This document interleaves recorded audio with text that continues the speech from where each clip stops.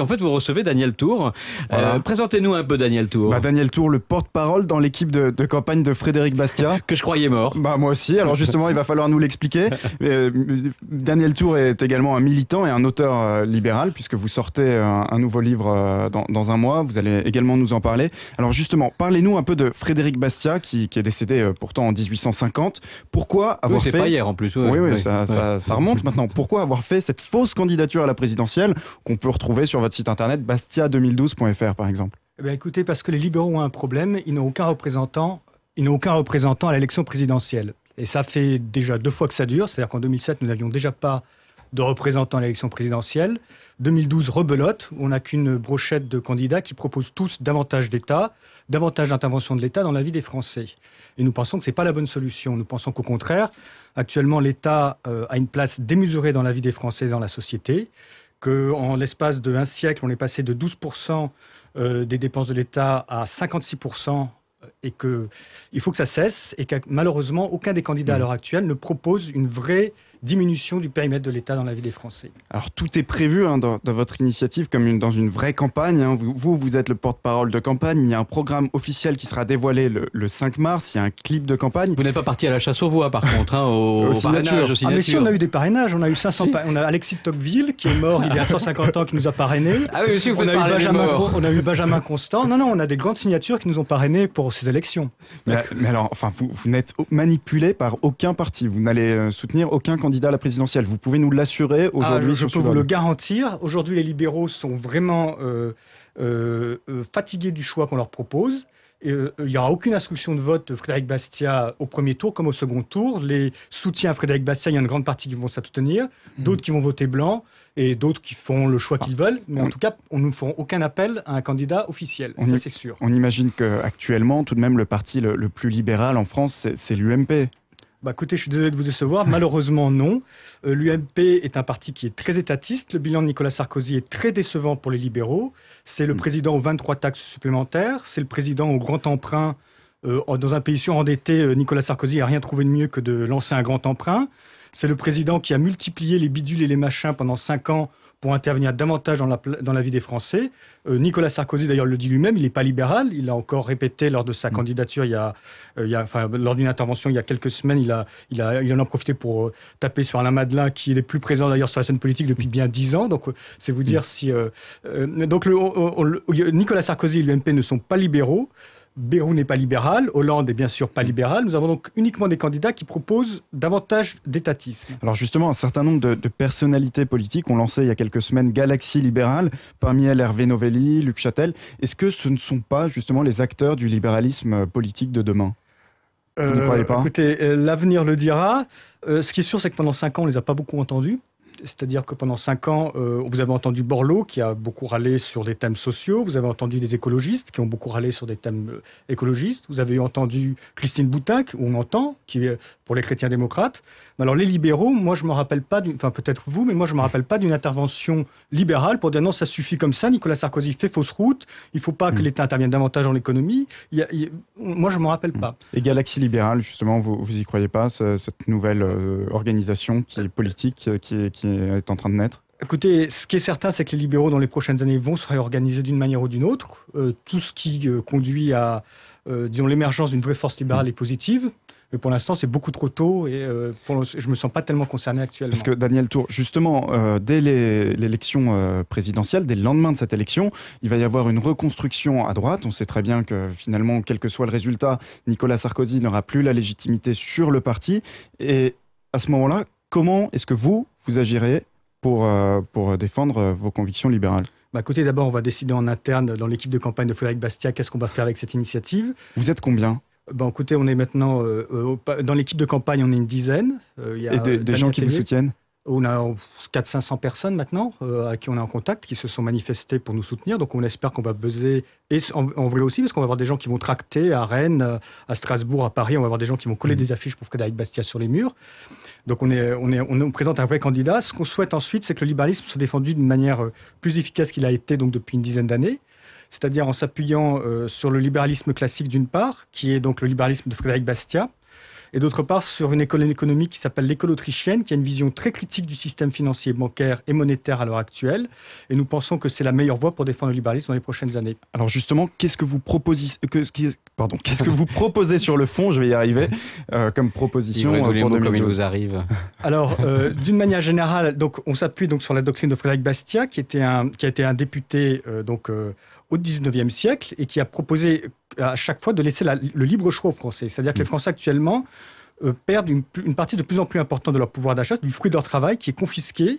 Et c'est d'autres gens qui décident à leur place comment préparer leur retraite, comment préparer leurs soins, comment l'assurance chômage, avant même quand quelqu'un touche son salaire, avant même qu'il touche son salaire, il y a déjà un tiers de son salaire qui a été décidé par d'autres personnes. Mais qu'est-ce que vous êtes en train de nous dire? Vous voulez supprimer la sécurité sociale, par exemple? Non, alors ça c'est une mécompréhension profonde du libéralisme, qui est classique, hein, parce qu'actuellement, tout le monde tape sur le libéralisme sans jamais l'expliquer. Qu'est-ce que c'est le libéralisme? Le libéralisme, je ne pense pas que l'État doive intervenir dans l'économie. Ça ne veut pas dire que je suis contre l'économie. Je ne pense pas que l'État doive intervenir dans la culture. Ça ne veut pas dire que je suis contre la culture. Mais je pense que ce serait beaucoup plus positif que ce soit les Français eux-mêmes qui vont... Si j'ai envie de soutenir un artiste, je préfère le payer directement que de passer par Frédéric Mitterrand. Donc, même si Frédéric Mitterrand est sans doute un homme très respectable. Mais ce que je veux dire, c'est qu'on n'a pas besoin d'un ministère de la Culture pour décider de notre culture à notre place. Si on rendait l'argent aux Français, les Français sont assez grands pour décider d'un grand nombre de choses qu'on décide à leur place à l'heure actuelle. Donc, il s'agirait par exemple de supprimer l'exception culturelle.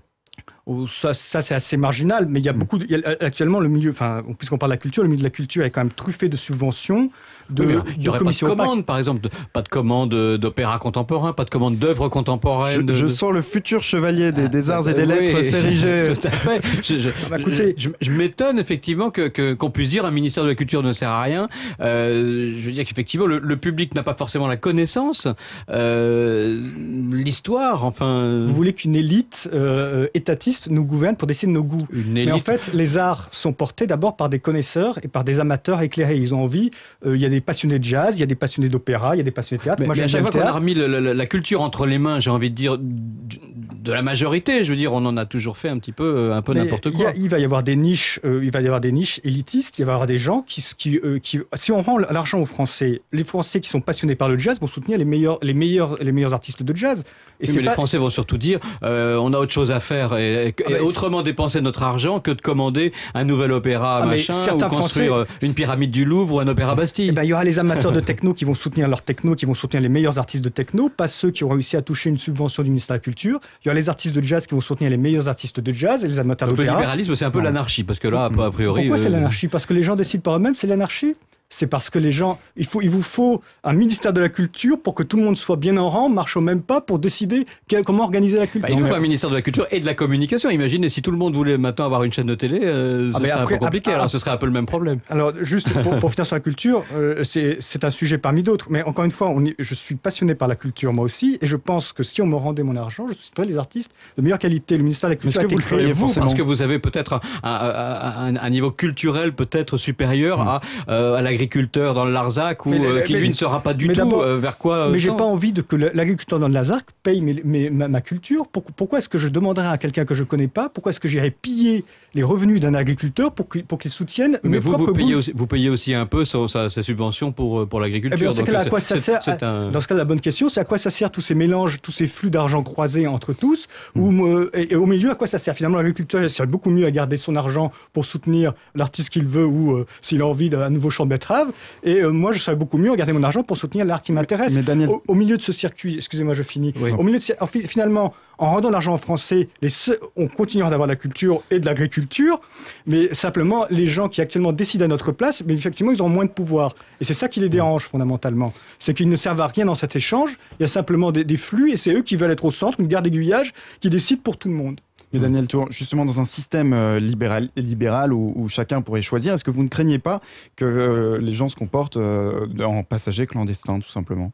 C'est actuellement qu'il y a beaucoup de passagers clandestins. C'est actuellement, on voit bien comment Demain, se passe. Tout le monde attendrait, que j'explique simplement le phénomène de passagers clandestins, tout le monde attendrait que ce soit un autre qui investisse en matière culturelle ou dans d'autres domaines. Moi, je vous garantis que beaucoup de gens sont assez passionnés par la culture pour pas avoir un passionné de jazz, un passionné de techno. Il n'attend pas de l'État il aime la techno quoi qu'il arrive. Il n'a pas besoin de l'État pour le forcer à soutenir la Et s'il n'y a plus de subventions, par exemple, à un musée, est-ce que vous ne craignez pas que demain, il n'y ait plus de musée? Ah ben non, il y a des très bons musées qui sont soutenus soit par des fondations privées, soit par les gens eux-mêmes, et qui soutiennent, et c'est des musées de très grande qualité. On n'est malheureusement pas encore tellement aux États-Unis. C'est vrai que les musées soutenus par des fondations, on n'a pas encore tellement ça ici. Hein. Parce qu'on va dire que l'État déteste la concurrence et que chaque fois qu'il y a des initiatives privées qui peuvent naître, même de meilleure qualité, il fait tout pour le freiner. Alors Daniel Tour, juste pour revenir sur la sécurité sociale, quel est votre point de vue, puisque vous ne souhaitez pas la supprimer, vous venez de nous le dire à l'instant?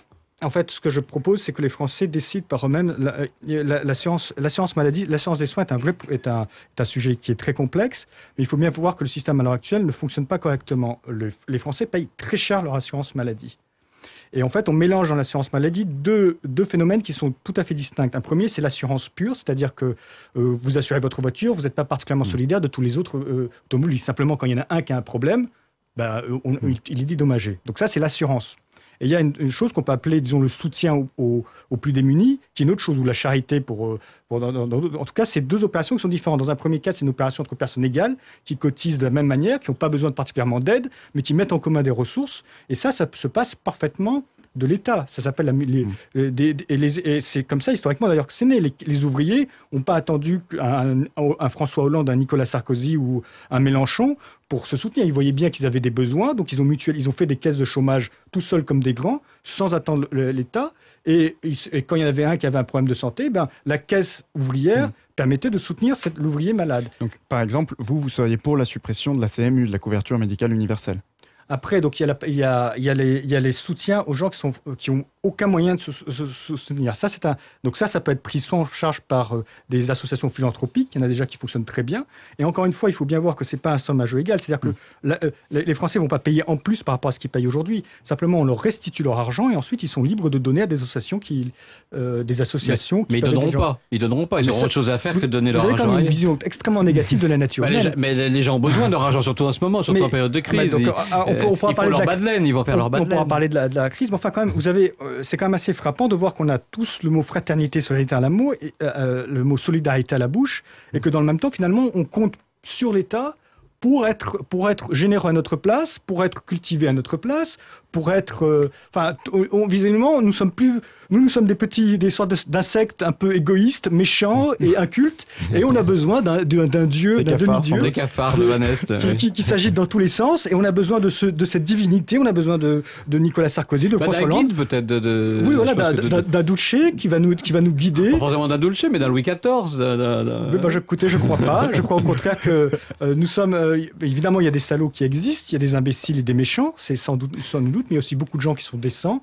Et une société saine fonctionne parce qu'il y a des gens décents à tous les étages. Moi, je me dis, si on me réclame plus mes impôts et qu'on me dit, maintenant, dépensez votre argent comme vous voulez, je crois que je vais plutôt le remettre à la banque plutôt que d'aller donner au musée machin, à l'opéra truc. Je suis pas certain de ça.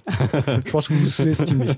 Daniel Tour, sur les sujets d'éducation, ça, on le voit bien dans la campagne, ça prend également. Nicolas Sarkozy propose d'augmenter les enseignants de 500 € en échange de 8 heures de travail supplémentaires.